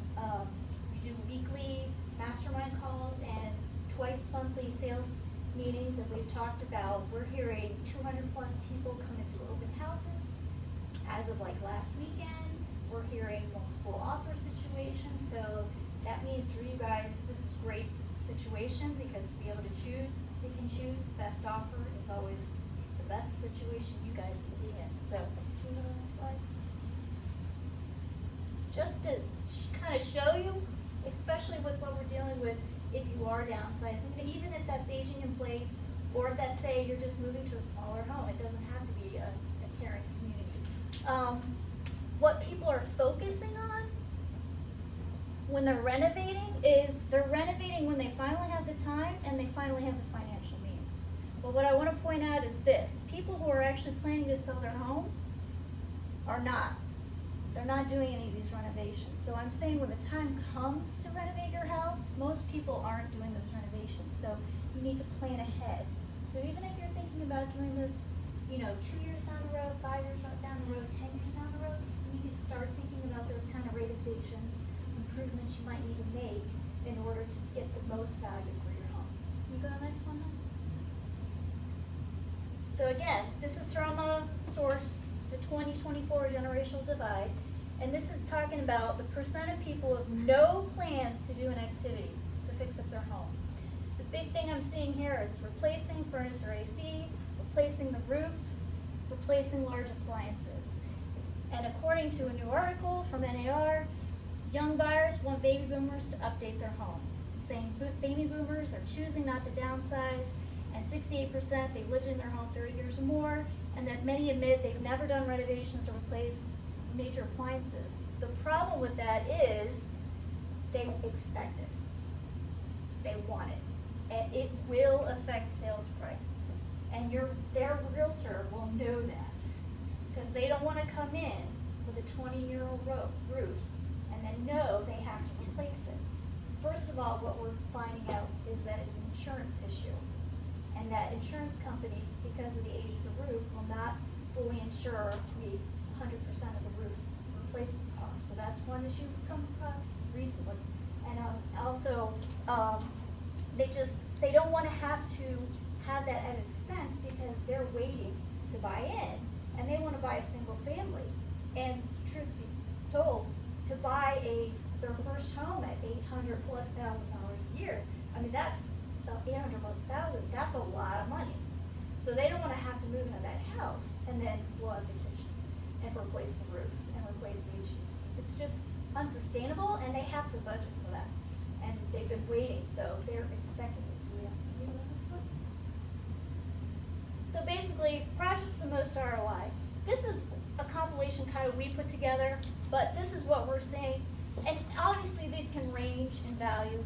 I mean, the biggest ROI, fresh coat of paint. When's the last time you repainted your house, right? It's maybe been 5, 10 years, 20 years sometimes.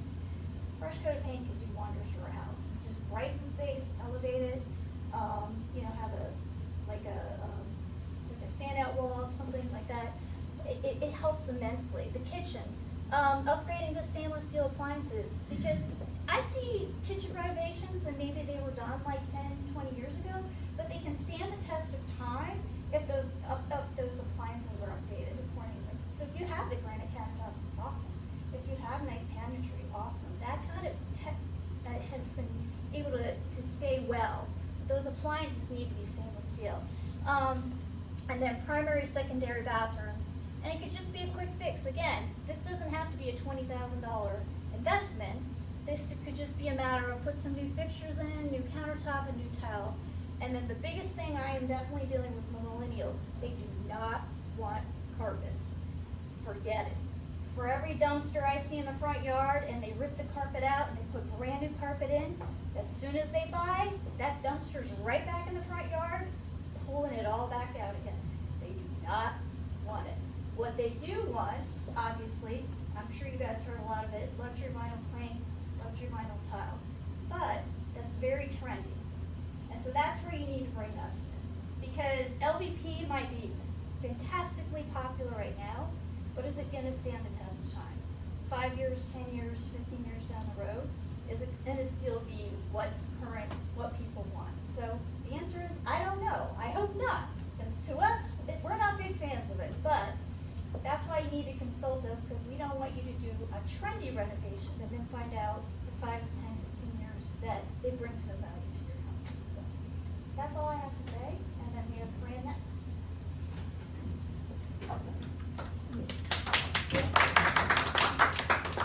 I can't do as well as you did. Mine is to talk about, number one, is getting the family involved with the discussion of. And I put in your folders there the sheet of questions or things to answer for your family of where things are located. And let them know, make copies and all, but each one of you should have that in your folder. The other thing was dealing with capital gains. And on capital gains, I'll tell you my experience. 20 years ago, my husband died. I was left with having to make a decision of whether I stay in the home or not. My kids had already left. They were married and gone. So I made the decision I was going to stay in the home. And by doing that, I lost $250,000 of the exclusion on capital gains. But that was a decision I made, and a decision that the rest of you can make if you stay in your home. But you know, after 2 years, you lose that. We've had several people we have dealt with lately that in that 2-year time period, they made the decision to sell their home. You have to sell your home and settle on it before the anniversary of the 2 years of the death of the spouse. We came very close on one, we were about a month away. But then we lose that deduction. She's speaking about the fact that as a married couple, you have a $500,000 capital gains write-off. If your spouse passes away, you have 2 years to go to settlement in order to keep that $500,000 capital gain benefit. Otherwise, it goes to $250,000 as a single. Yeah. There is a publication I didn't copy of, but you can get it from IRS, and it's called Publication 523 on selling your home. It gives you the list of all the things that you can write off to eliminate some of the capital gains, and it explains also on the 500 to 250 that you lose after the 2-year time period. But it's a really good publication, and as I said, IRS has it. It lists all the improvements, You need to keep track of everything that you do to improve your house, because those are write-offs that can help you save on capital gain. Just say the name of it. What was the name of that publication? It's 523. And You it can lists email- all the things. If you provide us with your contact information, we can email it to you. Yeah, 2 weeks ago, though, I got that, and they only had the 2022, they should have complete by the end of 2023, yeah. There is all of the things that you can write off, like, you know, new roof, new carpet, new appliances, everything. Plus, you can write off every time you refinance the house. You can write off the cost of the refinancing of the house, but it's really a good thing. We had a client that kept a fold on everything that they had done in their house and totaled it up over the time period of living in a home for over 34 years. Because those are the things that you can write off to save on capital gains. You're saying the write-off is when you sell it. No, the write-off is. When you file sell- taxes, when you when you sell sell the the house. sale of your When you home, sell so the you need house. to keep all the receipts of all the Yeah. improvements done to the house over the Yeah. lifetime of it. And on my house, what I did when I decided to keep it since the kids were gone, I did a transfer on debt deed. That is recorded and did help me get that done, so. And I've done we paid on debt on all my accounts. Well, I do not have a trust, I do have the bill in case anything is left out, but I do have named on all the accounts, and I keep going back on all the accounts. Sure, it still says paid on debt. So any questions? Do you have to provide proof of the work that you did? In other words, say I did 25. You should have the receipt. for the Receipts and bill. all that? Yeah, yeah. Kind of like anything you would do with taxes, you can claim it, if you get audited, you're gonna need proof. Yeah. What if you do like an addition, like a pool or That, according to this, again, I'm not a tax person, Yeah. according to this, those are things Yeah, that those are could be things that is in included this for those publication, write-offs the for capital content. gains. Yeah. And even doing, yard work and stuff can be written out. It's amazing the number of things that can be written out. So it's a really good thing, hopefully we got the 2023 out, because of this, all that, but start saving receipts. What's it called? I don't have either. What's it called? I'd like to add something. There are times in your life that you're gonna need professionals. In real estate, you're gonna need a realtor. In, law, you're gonna need an attorney. Will states and a trust is a very important thing, and as Fran is pointing out about this document, you really need to have an accountant. And, I'm sure many of you do, but for those who don't, it is really important. So I guess you're not, are you? Introduce Bryan. Any questions on the housing But I really area think that we can get this, and then we can email it to you. Okay. So she's- you're gonna introduce Bryan? One of the other things that we've encountered, and I'm not sure any of the three of us really mentioned it, is when you're gonna move, there's probably a lot of stuff in your house that you love and wanna keep and take with you, but you may find out you don't have room for it. So you have to make some pretty tough decisions, and many times when we get involved because somebody is selling their home, they need help. And so the decluttering and the downsizing becomes very critical at this time. And again, having gone through this in Pennsylvania, it's better to do it soon than later, because I'll tell you, it is a lot of work. So, Okay. So our next presenter is Bryan McDaniel, the EZDownsizing, and an appraiser with Certified Appraisers of America. The auction block bid to Bryan while he was stationed around the world during his 23 years in the Marine Corps career serving our country. Upon retiring in the Marine Corps and civil service job at the government, Bryan opened McDaniel's Auction Center in Manassas and discovered online auctions with internet bidding to be a successful entrance to his business. Now he runs EZDownsizing, so please join me in welcoming Bryan McDaniel to EZDownsizing. Must have got all that off the internet. How do you get it? Hi, I'm Bryan McDaniel. I own a company called EZDownsizing. And how many people, when they were kind of growing up and they kind of seen the pharaohs in ancient Egypt and all the treasure and everything, did that interest anybody coming up? It interested me. Because I've seen all these treasures and everything, and do we know, there's a lot of speculation as to why they were buried with their treasures. Does anybody know? I have an idea. It's because they couldn't sell them for what they thought they were worth. So they're like, taking it with me. So, you know, does anybody collect anything in here? Does anybody have a collection that they've collected through the years? What's that, ma'am? I've got a collection of Pekingese and German Shepherds. Pekingese, like figurines? Huh? Pekingese Oh, and yes, figurines yes, and what have you. Some are very expensive. But Right. Does anybody else collect anything? Yes? I have Flow Blue porcelain. Royal blue? Flow blue? Yes.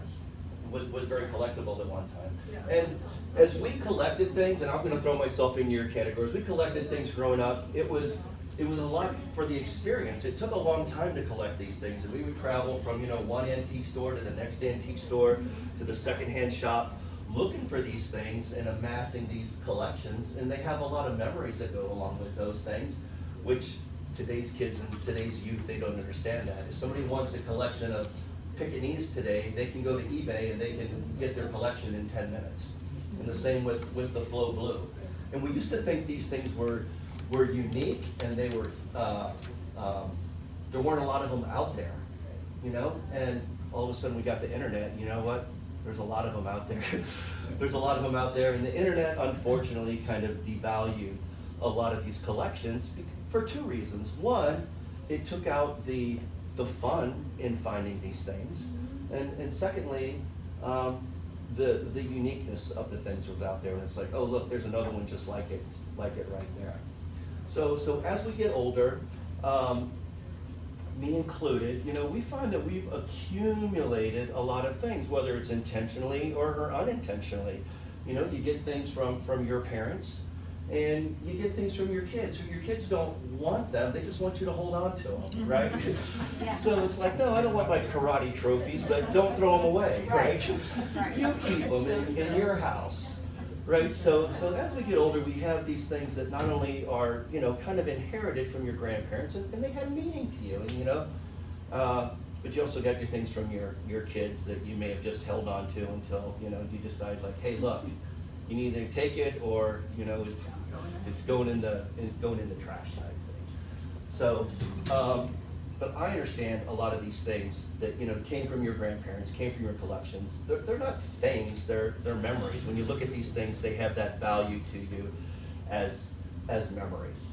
And sometimes that's hard to let go of. You know, but as we get older and we kind of like, we don't need the big house anymore. We kind of need to, you know, downsize. We kind of need a few more necessities. And, you know, it would make our hearts really, really happy if our kids would take these things and cherish them the way that we did. But sadly, these kids today, they don't want their parents' stuff. You know, they'll take a Pekingese, maybe, to remember you by, but they don't necessarily want your entire collection. You know, my mom, God rest her soul, collected elephants. And when she passed away, I took the smallest elephant that I could find, which is in my china cabinet to remember my mom by. But oh my gosh, did I want her giant elephant ceramic lamp with you standing up smiling? No, I didn't want that. So how do we get rid of stuff, and how do we downsize? You know, as we get older, and there's ways to do that. You know, we can donate things, and sometimes that's very rewarding if you have things. And you belong to clubs, and I know people who belong to train clubs, and they belong to fly fishing clubs, and they don't mind giving those things back to those clubs and giving people to appreciate them. You know, you have practical things that you might want to donate to, you know, services, you know, charitable organizations that could use those things. And another way is to sell those things. And how do we go about selling those things?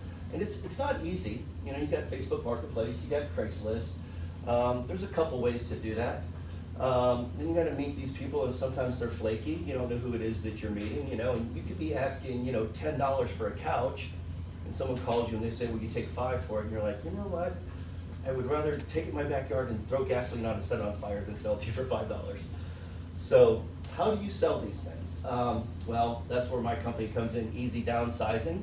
Like you said, I used to be an auctioneer, and we used to, you know, stand up and, you know, row stuff in rows and kind of sell it like tobacco and do the 29.5, they get 25 and out, they get it, we don't do that anymore. And then we used to do what we call traditional estate sales, and there are people who still do what we'll call traditional estate sales. Well, they'll come into your house and they'll put price tags on things and kind of turn your house into a thrift store and let people come through there and kind of shop and price things and buy things and haggle that way. But the way we do it now, and I've done all the other ways, is we do what we call online auction estate sales, where we don't let people come into your house. We take photographs of the items you want to sell. We put it online, and I don't know if you've noticed, but nobody wants to put this down, this phone. Everybody has it attached to their hip these days. So putting things online does a few things. It levels the playing field, so people are bidding on these things. So it's not me saying your item is worth $50, and the first person who comes through the store buys it. It could be worth $500. It's the market out there decides what your items are worth. And when we put things online, we open it up across the United States too, because we ship things all over the United States. Most of the time, people will pick up locally, but we do ship things to people that got to have some crazy Polaroid camera or something. They want it in California. We'll ship that to them.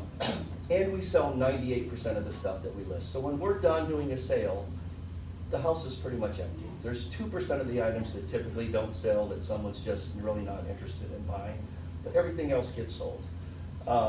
It's a very effective, it's a very efficient process, and it's the one that I started selling stuff in the early 80s. And out of all the ways that I've done it, this online auction estate sale it's the fairest, most effective, and the most efficient way to go about selling things. And I really don't have a lot of time up here. I wish I had more because I could talk forever, but I'm happy to answer any questions. I want to point out a couple things. We just used his services recently. We'd never used him before. A couple of things that we really learned that were valuable. Don't throw anything out because it might have value. Like we were starting to put together piles of throwaway, donate, and he was like, stop. Because if I could get $1 for, I might put 3 books together and you might get $5 from it. You just don't know. So don't even let him come in and evaluate. Also, he did coins. That was really valuable to us. He can evaluate coins. And then the ease of mind of not him coming in, taking the pictures versus people milling about. You just don't know who's coming in and out of your house. So the fact that it's online is just feels better, feels safer, more secure. And then the address is not released until you've paid.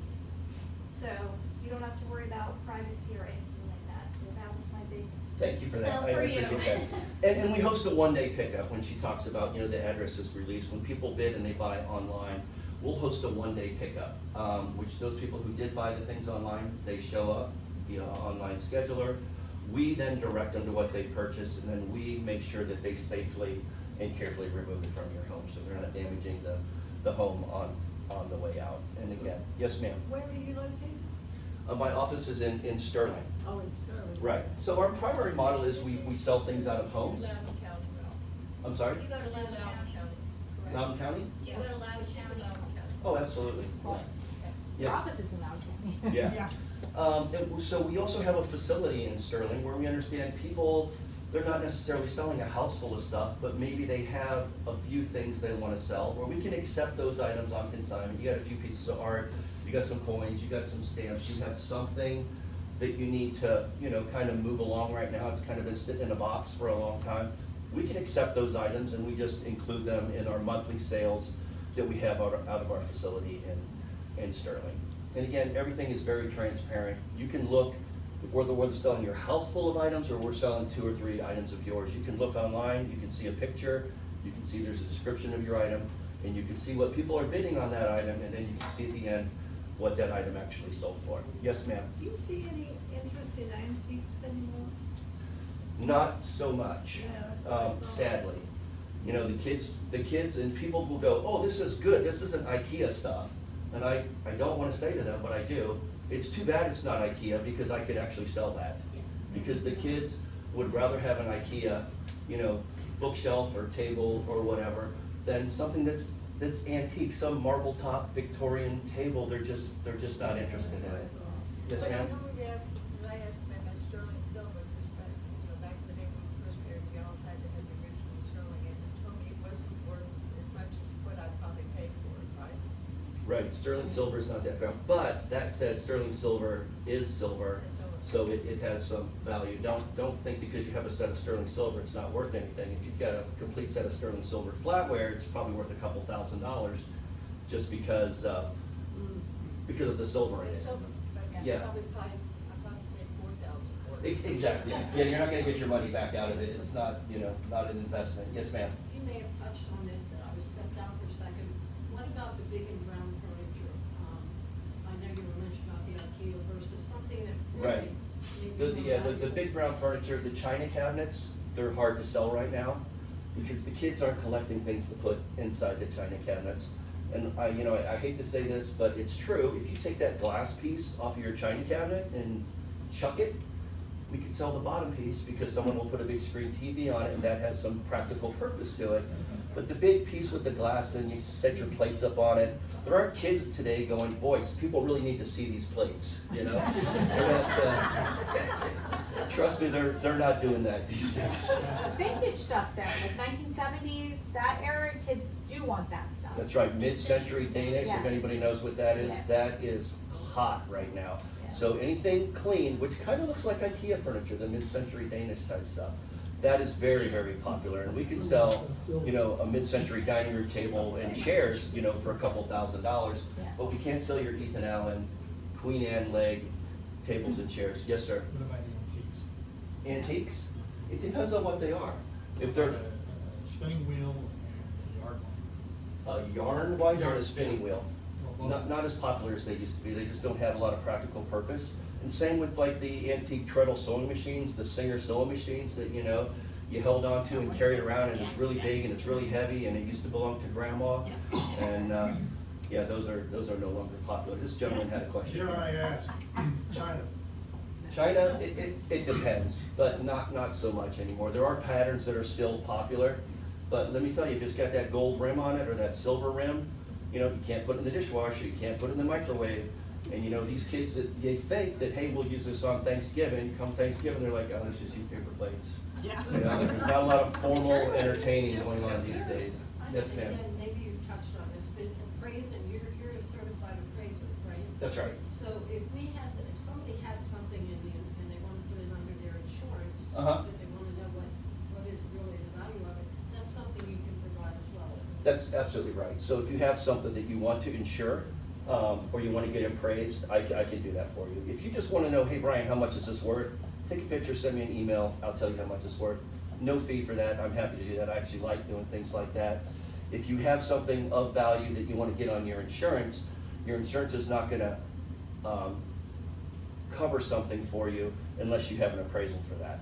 So you'll need an appraisal if you want to put something on the rider of your insurance. If you got a piece of jewelry, if you got like an expensive rug, a musical instrument, a baseball collection or something, baseball card collection, then those are the type of things that you may need an appraisal for, so your insurance company will cover that. Yes, sir? Can you give us any thoughts in choosing what we say to go into the future location? Say we're going from a house to a apartment or something. Sure. What do you want to take in? His question was, what do you want to take when you move to your apartment and you're leaving? You want to take the things that are practical, obviously, that you're going to need. Your cookware, your towels, your clothes, your things like that, and smaller things that have personal meaning to you. I don't know what you're going to do with a spinning wheel. It's in your new location, or a Singer sewing machine in your new location. So space limited. Sometimes the space will kind of unfortunately dictate what you can take and what you can't Just take. try to figure out how to choose what I throw away and what I keep. Don't throw anything away, you know what I mean, but Yeah. I understand what you're Just to saying. So- add, especially if you're moving into one of the continuing care communities or assisted living, anything like that, we have our own preferred people, obviously, we work with. Your They own will- preferred. People, vendors like Ryan that we work with, but they will have someone come in and, from that community, like we just worked with Green Spring, they'll measure all of your furniture, they'll create a diagram, you'll say, I wanna keep this, this, this, and this, and they'll create a two-dimensional plan Sure. showing exactly how your furniture will fit, so you know before you move what can go where and how much space you have. Do you know if folks commonly go out and get a rental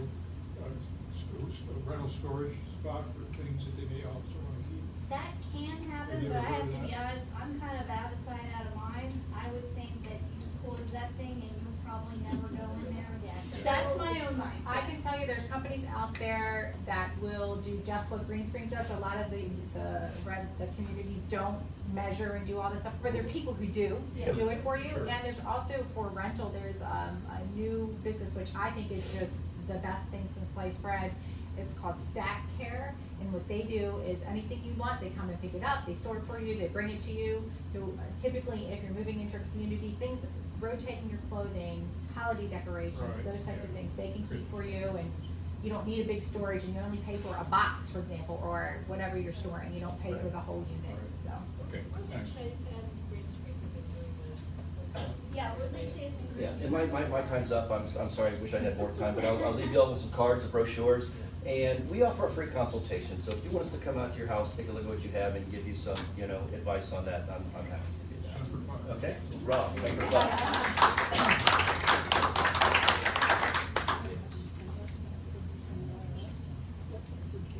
So our final presenter today is Adam Grassman, who's the managing partner of It's All Good, a local junk removal and donation specialist company. It's All Good, launched in 2016 because three friends had a vision to make a renewed impact on the community by providing cost-effective, environmental conscious, and reliable junk removal services. So let's please welcome Adam Grassman. Hey guys, I know it's been quite the time here, so you're probably like, I don't want to hear this last guy. I'm just gonna keep it short for you guys. Honestly, Bryan covered a lot of what we talked about. We actually work hand in hand with Bryan. In fact, if you don't use Bryan's services, I mean, I haven't not. We work with a lot of estate sale companies. We work with realtors, professional organizers, estate sale companies, and Bryan, by far, beats all of them out of the water. When he says he sells 98% of what's in a home, he really does. Because when we show up, there's hardly anything left. I've even seen him sell a half a bottle of mouthwash. It's not mouthwash necessarily. But when we come in, so basically what's left over? So you've done the moving portion, you've done the estate sale portion, what's left over in your house? If I raise my hands, how many people lived in their house for 20 years? 30 years? 40 years? 50, 60? Yeah. So people who live in their house for 20, 40, 60 years, you don't realize what you have until you move. And it just keeps accumulating. You know, a lot of times when we'll go into homes, we'll see not only do you have your stuff, you might have some of your parents' stuff, maybe even a couple things from your grandparents. You've also got some of your things from your kids that they didn't take to their house, and maybe even some of your grandchildren's stuff. So it accumulates really, it piles up really, really, really big. Attics, garages. I say whenever things go out to the garage, they hardly ever make it back into the house. You know, we're always those people who want to help you clean your garage out so you can actually put your car back in there.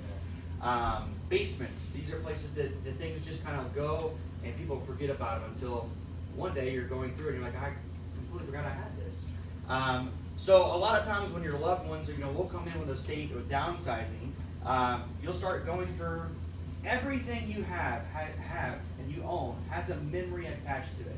Actually, a lot of times I use the example, I don't know if you guys have seen the movie Toy Story, or know the movie Toy Story. So in the third Toy Story, Andy, who had all his toys, is all grown up, and he gives his toys away to a little girl. And for a lot of people, they cry in that movie, you know, it's an animated movie, but it's that emotional draw to your items.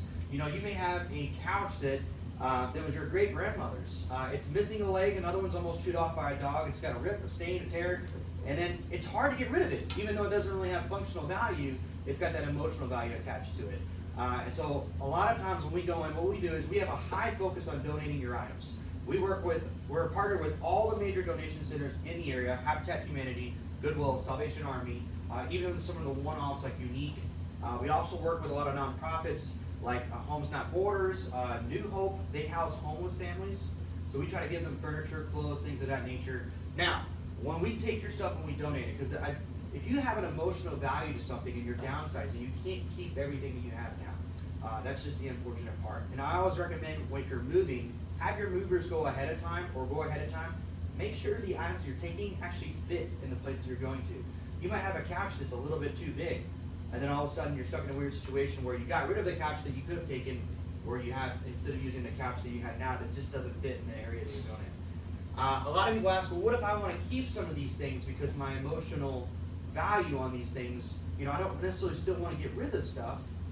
Should I put it in a storage unit?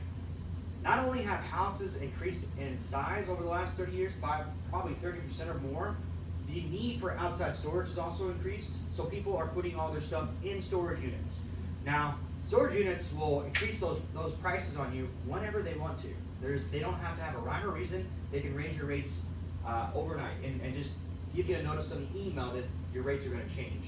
I always tell people, like, if you really want to keep those items because you're emotionally attached to it, that's fine. But if the items that you're putting in the storage unit are not worth what you're spending on the rental of that unit, especially when you're moving, I always say just get rid of it and then buy new, because you can actually save that money to buy new items. But again, it's that emotional tie to it. Like I said, there are a lot of items that aren't donatable anymore. The china cabinets, like I said, the credenza, we can use it as credenza on the bottom piece. But there's just trends that, as far as donations, that they change all the time.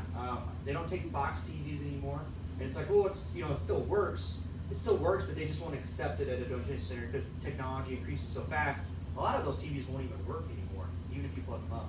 You might be able to play like a VCR on them, but you won't be able to hook it up to anything that's modern, that's going to give you that picture that you're looking for. So what do you do with that stuff? You just throw it out? So anything we can't donate.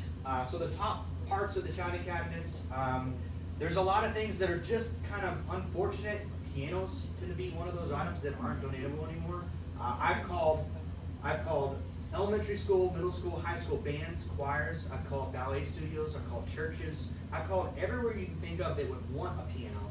They don't want it anymore. In fact, we pick them up from those locations, and I'm always like, "Oh, you're getting a new piano?" They're like, "No, we're just going to go to the keyboard." Okay, well. Assisted living. Yeah, we call assisted living facilities. We work in almost all of them in the area. It's not a need for them, and it's just one of those things. It's so unfortunate. There's not that draw to want to play pianos like they used to, or play instruments. Kids just want a TV screen in front of their face anymore. They got their phone, their iPad, and their video games.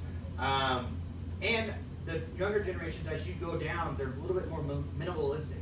They don't want a lot of things in their house or their apartments.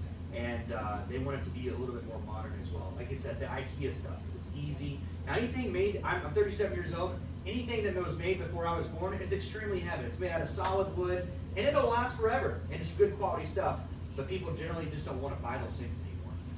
A lot of times we'll go into homes and there's a lot of china, there's a lot of glassware, a lot of, especially in this area, there's a lot of wine glasses. We can still donate some of those things, but it generally happens in smaller portions. When we go to a donation center, I might go to the Habitat in Chantilly, and depending on if Steve's working or if James is working, Steve might take everything we give him, but James might be a little bit more picky. So sometimes it depends on who's working at the facility. Sometimes it depends on how much room they have in the facility based on what we can donate. That's why we work with the nonprofits. We have a couple of storage units. We work with My Box. We have them on our property. So anything we can't donate at a donation center that day, we try to store them in our My Boxes. When they fill up, they come pick them up, and they take them to those nonprofits that we work with, like the homeless families. We also work with one where they have women who've escaped arranged marriages overseas they didn't want to be in, just situations like that. So we try our best to make sure something gets a second life or goes to a second home. Now anything we can't donate, for whatever reason, we still recycle. Everything that we can't donate gets burned. They turn it into energy to fuel 75,000 homes in our area. Nothing gets thrown in a hole and covered with dirt. So it gets used one way or another. I always recommend to people, because again, that emotional value on the items, take a photo of it. You take a photo of everything you have, you'll always keep those memories, even though you may not be able to keep the item. And you can keep all those photos on something this big. Just plug it up to your computer. Does anyone have any questions so far? What don't you take? Don't take. The only things we can't take, we're not permitted to take, are chemicals, hazmat. So all of your Drano, all your chemicals, your cleaning chemicals that are underneath your sinks, those will stay behind. Does anybody take baby stuff? Yes, we can donate baby stuff, but believe it or not, actually the baby stuff does have expiration dates on them now, even car seats. They have recalls. They have, they are starting to put expiration dates on car seats now. And so if it's past the point of, you know, the car seat that I had in the 80s, they're not gonna accept that anymore, because they have upgrades and, yes, sir. Upholstered furniture, couches, love seats. Yeah, they'll take that. It depends on whether or not. Now we donated a really nice couch, but it had a 2-inch rip underneath one of the cushions, and they wouldn't take it. The donation centers have certain things they can and can't take, and reasons. Honestly, between you and I, sometimes the workers just don't want to deal with it. But we try to take those and still give them to the nonprofits that we work with. But upholstered, sometimes it depends on what the material is and what the design is on the couch or the armchair. Yes, ma'am. Is there a charge picking up all this? Yeah, so we just charge based on volume. We have essentially dump trucks. They're Isuzu stake bodies with dump beds on them. We have 20 cubic yards per truck. We charge a flat rate depending on how full that truck is. We base it on fractions. If it's a quarter full, a third full, completely full, and then all the fees, everything's included. So if there's any dump fees, donation fees, labor, everything's included in that flat rate. It's not by time, it's not by weight, it's just that flat rate. But we can also provide a donation receipt for you as well, so that you can use on your items. Yes, ma'am? Do you have a card? Yes, there should be one right in front of you, but I can definitely get you another one. How about wheelchairs, a new electric wheelchair? Yes, we could donate wheelchairs. Habitat Humanity generally is the only one in the area. There's a couple of small Christian companies that we work with that will accept them, but for the most part, Habitat is generally our go-to for wheelchairs. They'll take those. We found it like medical missionaries. Yeah, again, some of the It's a churches donation. we work with will take them. I know I could donate the wheelchair, but they didn't wanna pick it up. Yes, that is true. They will not pick it up. Yeah, if you call, so a lot of times if you call Habitat or you call Goodwill or you call Salvation Army and you want to pick up from them, they do it's called 2 weeks to 2 months. So if you want to pick up a free pickup between 2 weeks to 2 months, they'll provide that service. But they generally won't come in your home. They're not going to go upstairs. They're not going to go. A lot of times it has to be either in the driveway or in the garage. Just for their reasoning, they can't go in the home. So that's where we come in. We'll take the items out and donate them and remove them. Now sometimes they'll look at your items and pick and choose what they want to take from it, and you're still kind of left over with a little bit a lot of times. But if you call within a 2-week period, so we work, because we're partnered with all of them, it's a company called Resupply. It's a bunch of former Navy SEALs who have partnered with all the donation centers, and so if it's a paid pickup, we're still those guys who come out and pick it up. So if it's a 2 week to 2 month, you can get those free pickups. It just depends on where it's located in the home and if they choose to accept the items. Any other questions for Adam or any of the presenters, because we're all still here. All right, well, thank you so much.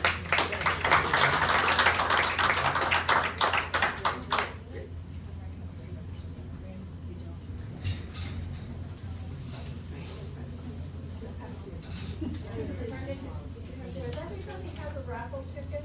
Oh, I think that was. Yeah, Adam, yours fell when you were talking. Oh, thank you. Is there anybody who wants a raffle? Oh, thank you, sir. Raffle ticket, have a raffle ticket? How many can we have? Good question. All right. Well, we want to thank you so much for coming, and we hope this has provided you with a lot of valuable information, and we've left everything in your Century 21 folder to take with you. And now we're going to draw 4.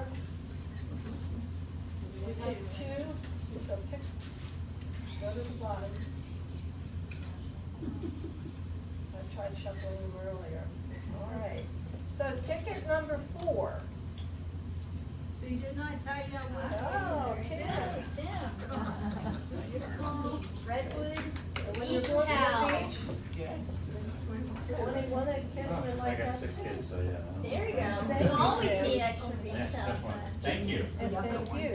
And ticket number 1. Oh, Jen. Jen it is. All right, Jen. Ready for the beach. Ready Pay for the beach, and I know you're a beach lady, so. Yes, yes, that's, thank you very Thank you for everyone, that's awesome. Thank you for everyone for coming. Good energy today. Thank you. Yeah. Great, and let us know if you have any questions, come up with if you give me your email or phone number or anything, if I don't have it, I will email all of these files, the slides, and everything. But, and please fill out the feedback form, we have some questions on the table. Would everybody take a moment to get you, fill out a feedback form? Absolutely.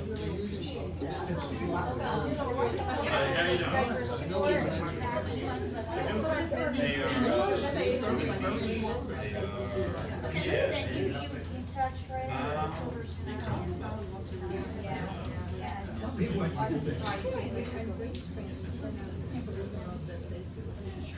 We're not filling your places.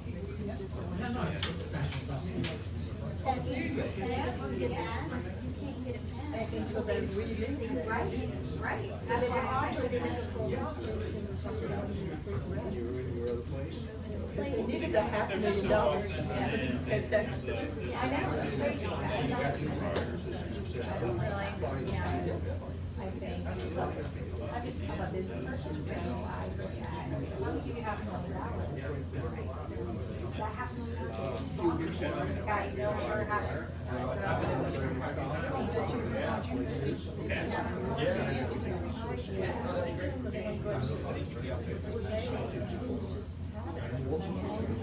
I guess the limit is nothing.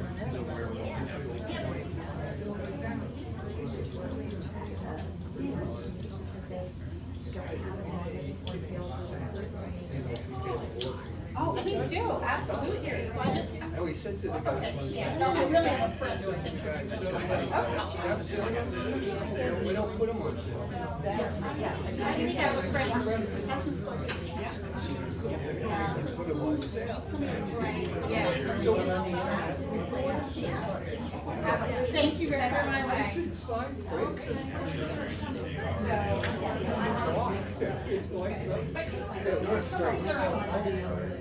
Yeah. I think again, Yeah, that's what I remember you people saying. places because we So, I mean, that might not be the best fit. But there are. That's why I think it's heavy.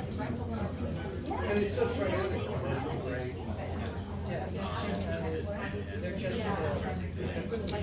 Oh, it's really dark.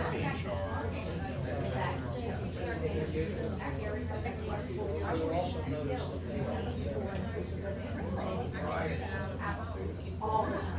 That's the biggest concern.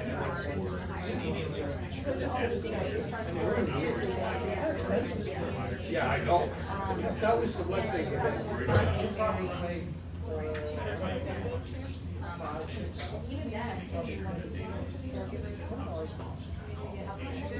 Anybody else who's saying something?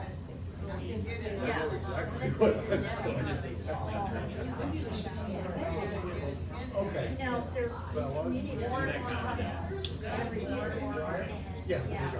Yeah, so, we don't know when they're gonna sell. I know they're gonna, yeah, they're gonna have, they're gonna have. What's that? We went on it based on comments we made. So she's like on the youngest side. Boy. And we got it home with a lot. We did that right thing. We could have done.